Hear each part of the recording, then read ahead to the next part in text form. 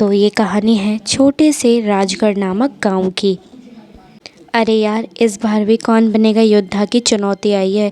इस बार तो मेरे को ही योद्धा बनना है।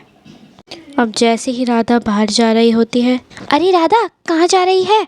कुछ नहीं यार, बस कौन बनेगा योद्धा की जो प्रतियोगिता है ना, उसमें भाग लेने जा रही हूँ। क्या क्या क्या बोला तूने? तू और प्रतियोगिता, वो भी योद्धा की? अरे पागल हो गई है क्या राधा? क्या बातें कर रही है तू? कोई प्रतियोगिता में भाग नहीं ले सकती, योद्धा तो सिर्फ लड़के बनते हैं। और फिर ये सब बोलकर वो वहाँ से चले जाती है। राधा को ये सब बातें सुनकर बहुत बुरा लगता है और वो जंगल की ओर चले जाती है। और फिर वो चलते चलते एक घने जंगल में पहुंच जाती है। और जैसे ही वह जंगल में पहुंचती है, वो देखती है वहाँ पर तो एक बुढ़िया पहले से ही बैठी है। अरे आप कौन हैं? देखो बेटी, मैं कौन हूँ और मैं कहाँ से आई हूँ, मैं हर सवाल का तुम्हें ये जवाब नहीं दे सकती।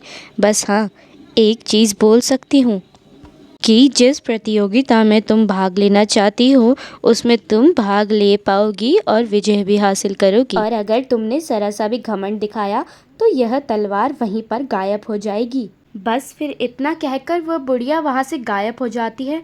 और फिर राधा थोड़ी देर तक इधर उधर देखती है और फिर अपने घर के लिए चल देती है। घर पहुँचती है और तलवार को सिरहाने रखकर चैन की नींद सो जाती है। जैसे ही राधा सोकर उठती है, वैसे ही वहाँ पर प्रियंका आ जाती है। और फिर राधा सोचती है, क्यों ना उस तलवार का दिखावा किया जाए जो कल रात उस बूढ़ी औरत ने मेरे को दी थी। प्रियंका जरा एक मिनट रुको, मुझे तुम्हें कुछ दिखाना है। हाँ हाँ दिखाओ, मैंने मना नहीं किया। वैसे भी इस घर में गरीबी के अलावा और क्या चीज़ है? पहली बार तुम्हें किसी चीज़ का मौका मिला है, दिखाओ।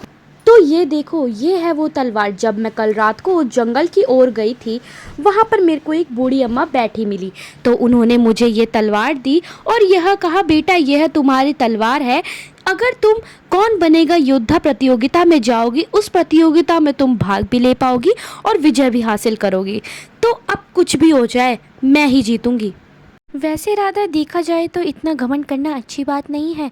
तो बहुत ही ज़्यादा घमंड कर रही है अपनी तलवार पर। अरे अरे देखो तो ज़रा, कौन बोल रहा है जो अपनी हर एक छोटी मोटी चीज़ पर घमंड करती है और यहाँ पर दौड़ी दौड़ी मेरे घर आ जाती है मेरे को चिढ़ाने के लिए। अरे बहन, तू तो मेरे को मत ही सिखा। मेरे पास एक तलवार के आ गई, तू तो उसमें ही चिढ़ रही है।